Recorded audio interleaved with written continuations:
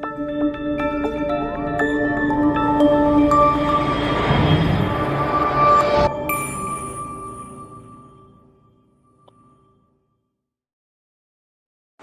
Friends, అందరికీ శుభోదయం. మనం ప్రస్తుతం ఏప్రిల్ నెల కరెంట్ అఫైర్స్ని డిస్కస్ చేస్తున్నాం. ఇప్పుడు ఏప్రిల్ నెలలో 2వ వారానికి సంబంధించిన కోవిడ్-19 రిలేటెడ్ కరెంట్ ఇష్యూస్ గురించి మనం చర్చిద్దాం.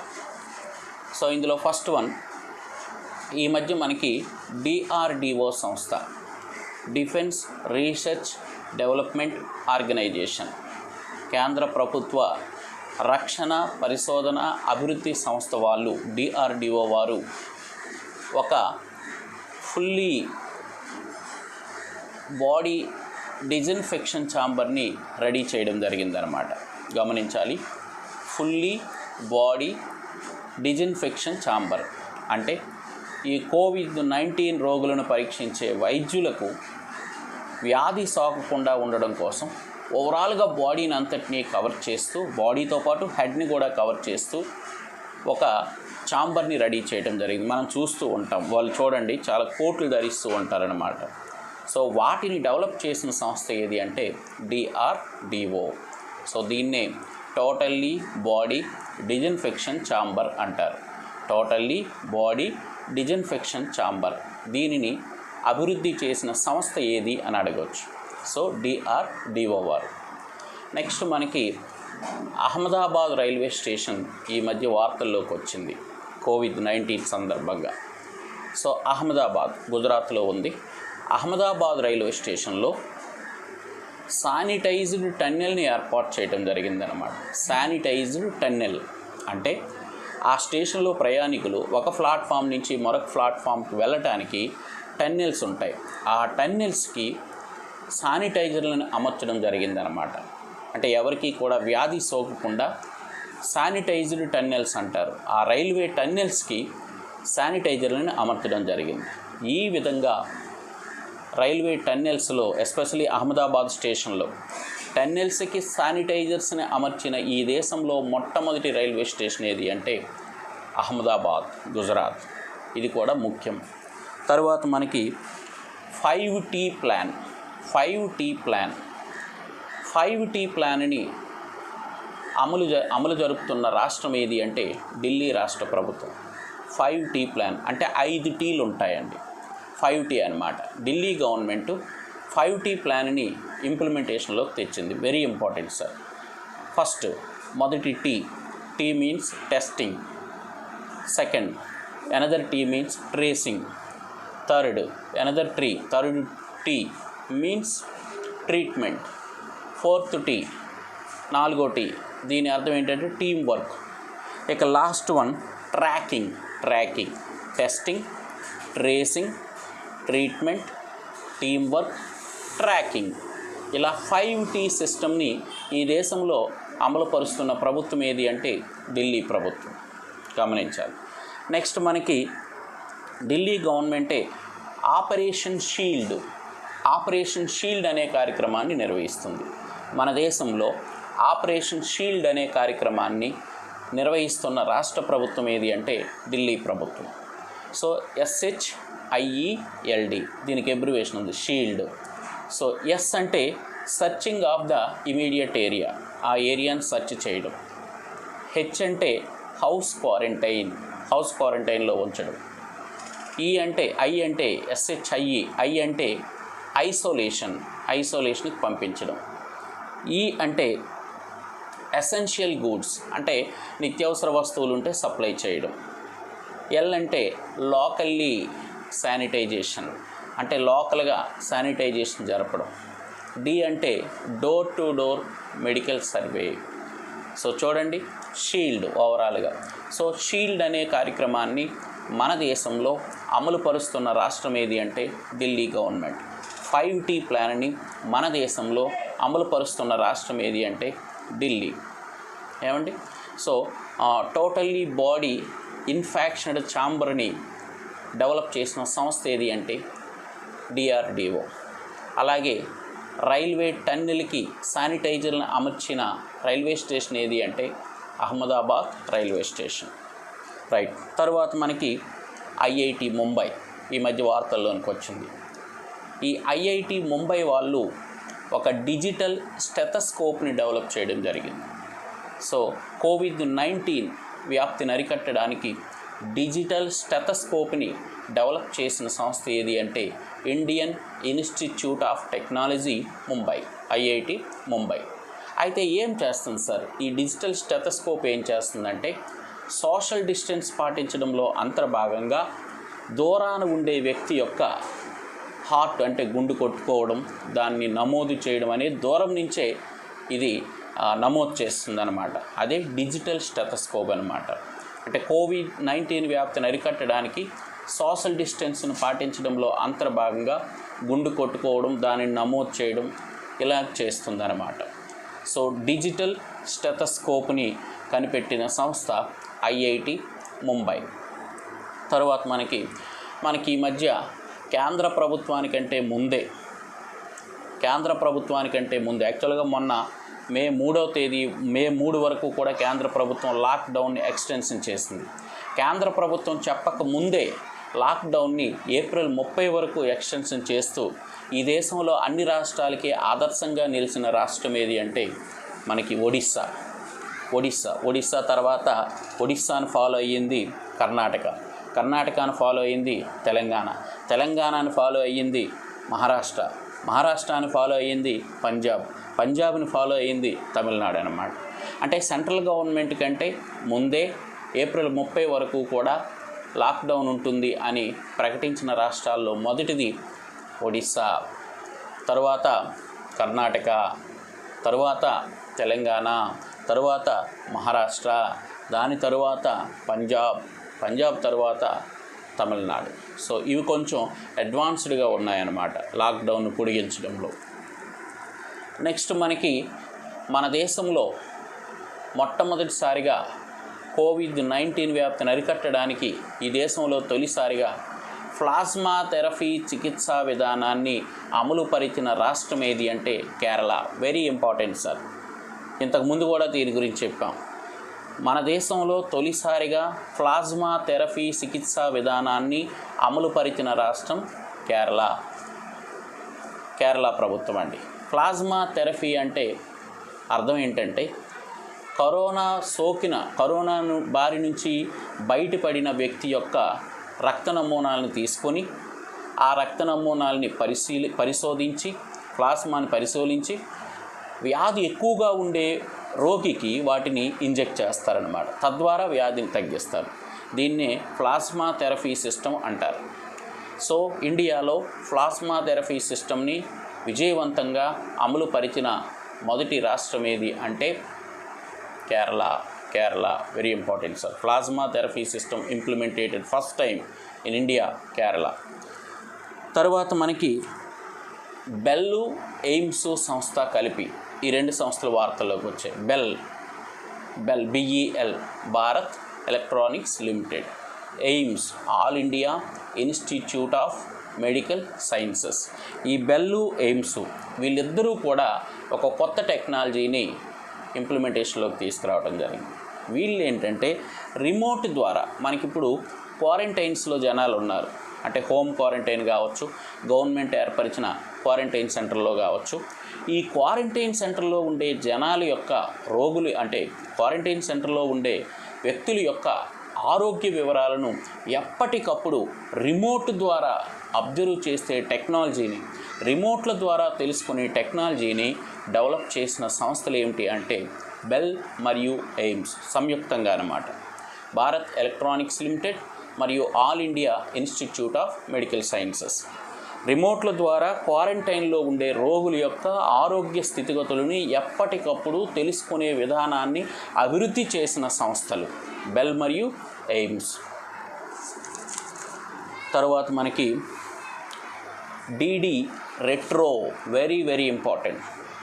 మనకి ఇప్పుడు లాక్డౌన్ సందర్భంగా ఇళ్లల్లో అందరమీ ఉన్నాం. మనందరికీ కొంత కాలక్షేపం జరిపించాలని చెప్పి దూరదర్శన్ వారు డిడి రెట్రో అనే పేరుతో పాతకాలం నాటి క్లాసికల్ మూవీస్ని ఎంటర్టైన్ చేస్తుందన్నమాట. ఈ మధ్యన మనం టీవీల్లో చూస్తున్నాం, రామాయణము మహాభారతం వంటివి ఇస్తున్నారు. సో ఇలాంటి క్లాసికల్ మూవీస్ని ప్రజలకు చూపించడానికి దూరదర్శన్ వారు కొత్తగా తీసుకొచ్చిన ఛానల్ని డిడి రెట్రో వెరీ ఇంపార్టెంట్. తర్వాత మనకి యాపిల్ సంస్థ మరియు గూగుల్ సంస్థ, యాపిల్ మరియు గూగుల్ సంస్థ వాళ్ళు సంయుక్తంగా contact tracing technology, very important sir, contact tracing technology అంటే మొబైల్స్ ద్వారా ఒకరి నుంచి ఒకరికి ఈ వ్యాధి సోకకుండా ఉండాలి అనే ఉద్దేశంతో కాంటాక్ట్ ట్రేసింగ్ టెక్నాలజీని, అంటే సోషల్ కాంటాక్ట్స్ విధానాల ద్వారా ఎవరికైనా వ్యాధి సోకుతుందేమో అది తెలుసుకోవడానికి కాంటాక్ట్ ట్రేసింగ్ టెక్నాలజీ దీన్ని తీసుకొచ్చిన సంస్థలు, అభివృద్ధి చేసిన సంస్థలు ఏమిటి అంటే యాపిల్ మరియు గూగుల్, తర్వాత మనకి ఏషియన్ డెవలప్మెంట్ బ్యాంక్ ఉంది, ఏడిబి అంటాం, ఫిలిప్పైన్స్ క్యాపిటల్ మనీలాలో ఉంది.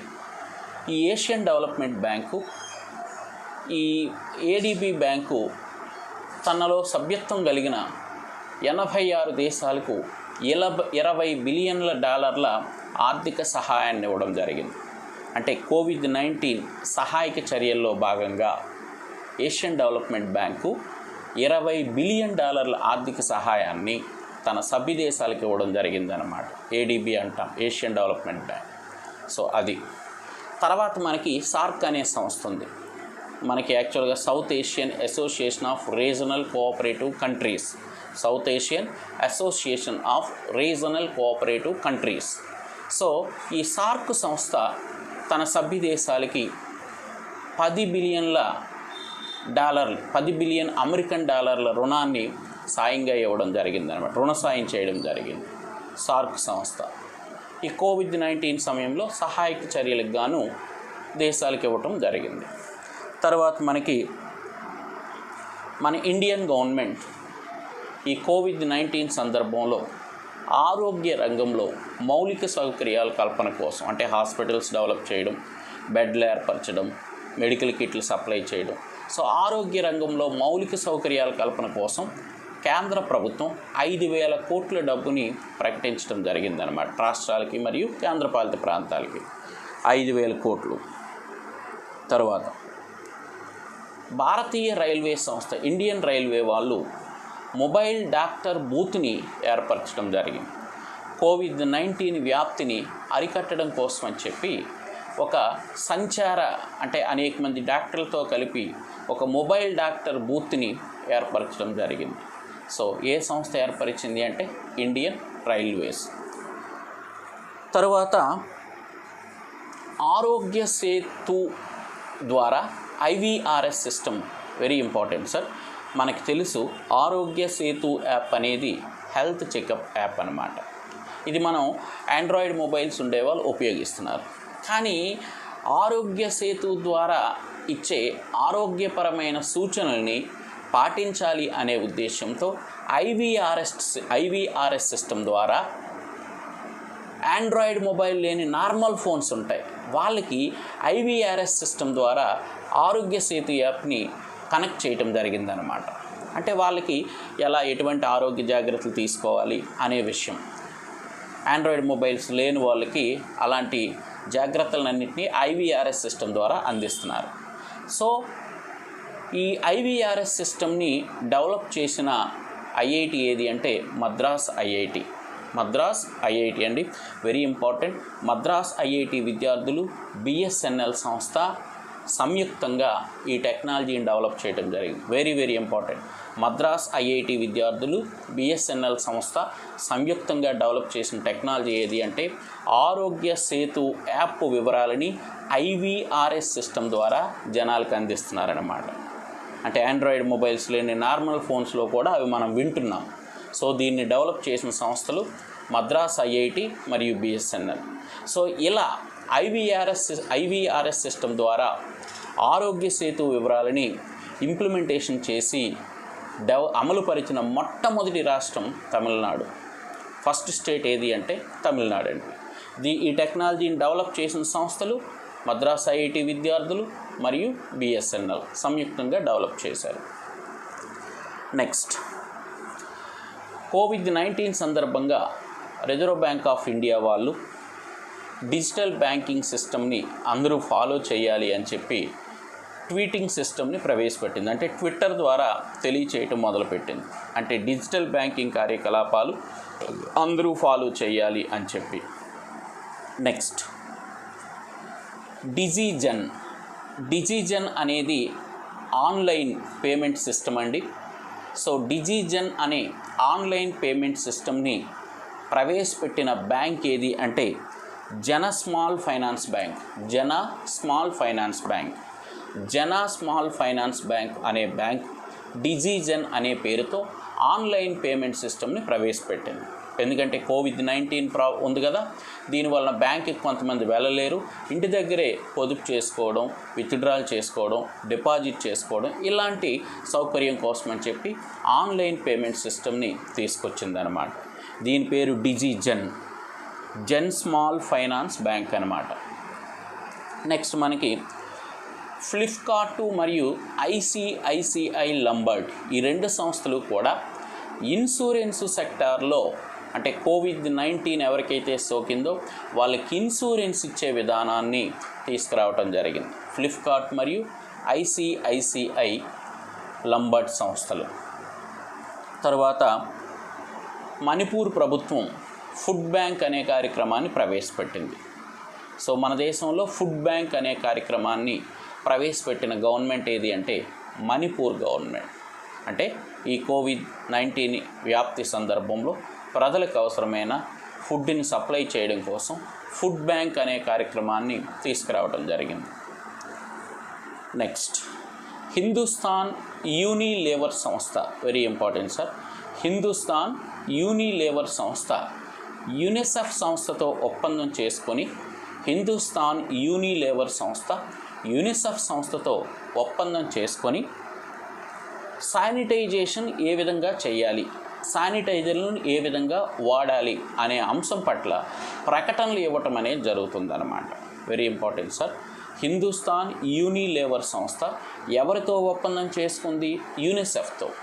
దేనికోసం ఒప్పందం చేసుకుందంటే జనాలకి శానిటైజర్లను ఏ విధంగా వాడాలి, అంటే సబ్బుతో చేతులను ఎలా కడగాలి లేదా శానిటైజర్ల ద్వారా ఎలా శుభ్రపరచుకోవాలి. ఈ మధ్య మనం టీవీలో చూస్తున్నాం ప్రకటనలు, విరాట్ కోహ్లీ వంటి వారు ఇస్తున్నారు. సో ఈ పబ్లిసిటీని శానిటైజర్లు ఏ విధంగా వాడాలి అనే ప్రచారాన్ని నిర్వహించడం కోసం చెప్పి హిందుస్థాన్ యూనిలీవర్ సంస్థ యునిసెఫ్ సంస్థతో ఒప్పందం చేసుకోవడం అనేది జరిగింది. Very important. తర్వాత మనకి ఈ మధ్య కోవిడ్-19 వ్యాప్తిని పూర్తిగా నిర్మూలించడానికి